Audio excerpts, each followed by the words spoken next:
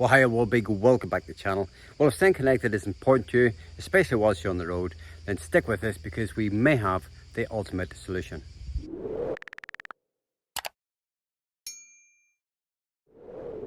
Now, if you follow our travels or indeed our truck build, you'll know that we run a Starlink.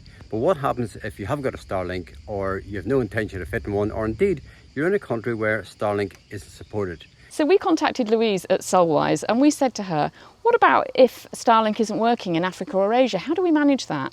And what do we do if we don't want to stop by the side of the road to pick up a local SIM when we first arrive in a country? And she came back to us with a brilliant spec that involved a Teltonika router, a Teltonika access point so that we could get wireless into the cab, and a pointing antenna for the roof. So it's very exciting. The box arrived yesterday. Phil's about to open it and have a look at what we've got. So I'm not going to do this big unboxing. I'm really just going to have a look inside, show you very quickly what's in here, and then try and get it on the roof as the sun is shining.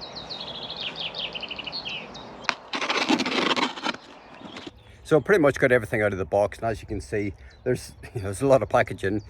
Everything feels of a really high quality. It pretty much is plug and play. I can see at a glance that everything is fairly standard, and it's a sort of connections that you'd be familiar with. There's a couple of little plastic fittings which looks like I can extend the antenna base, if you like, or the mounting base. So hopefully that'll be big enough to go through our roof. And what's left to do now is actually sight this onto the roof, get that area cleaned up before I drill the hole, and then hopefully get that mounted. So the theory is that if we're in a country where we don't have access to Starlink, then we can get either a 4G or a 5G signal using this with an eSIM. So we've got the router here as well. It's quite a heavy little lump. I mean, the build quality feels excellent. Obviously lots of ports in here, and hopefully that'll become self-explanatory. Now, there is a vast amount of kit on the market, and when you start looking, it can become quite overwhelming. And we spoke to Louise at Solwise, and I must say her knowledge was superb. And if she didn't have an answer to a very specific question, she went away and spoke to one of the techie guys, and at every turn she was able to come back to us and say, yeah, here is the answer to that very specific question. And one of the questions that we had was, with the configuration and the materials within the box, how good of a signal would it push out? And one of the options that I suppose that we went with was to try and push that signal further, particularly if you're thinking about sitting at a border crossing, maybe somewhere in Africa. You've still got that ability to stay connected, and that was pretty key to the whole installation. Now, one of the options that we went for was this little device here, same brand, Teltonika, and the idea is that we can mount this in the cab or very close to the cab, which will push that signal forward, because the router itself is going to be in the back of the vehicle, and we obviously want the signal to reach the cab. So the plan is to install this as well, and hopefully that'll give us connectivity whilst we're in the cab.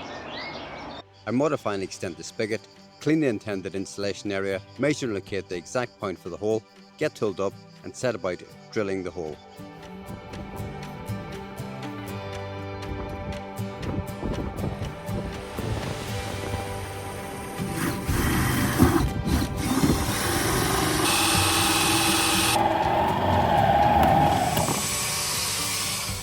I dry fit the system and double check the cabling and satisfy myself on how I'm going to make this weather tight.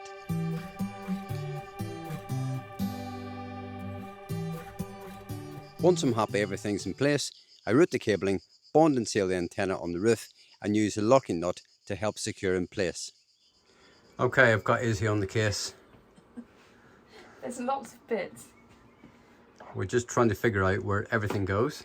So we're just doing this, but look, it's got lots of these, lots of cables. So we've got a power over Ethernet cable. That's for the cab so that we can get the signal through to the cab. But right now we're just working out how to set this up. How do we connect this to the router that's on the roof, and how do we connect this to our Starlink? We're obviously a bit thick because it's proving a bit of a challenge. Well, we haven't even had a drink yet. Well, I would say the instructions aren't amazing. Well, there aren't any really. I think you just look that sort of stuff up online, don't you? Nothing's colour coded, so yeah, we're having to do a little bit of research. That's okay. I don't mind that. So we'll do that first, rather than fumble about. Yeah. Do a typical man thing. And we'll let you know in about 3 months when it's sorted. Yeah.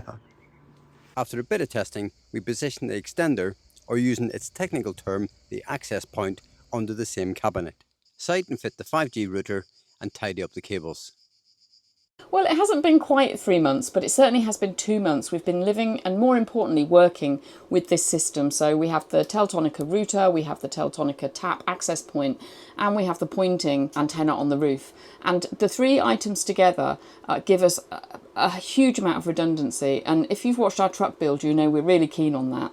So basically, if Starlink fails, or we're in a country where we can't get Starlink, or indeed we can't use an eSIM, for example, we can use one or the other, and we can swap seamlessly between the two of them.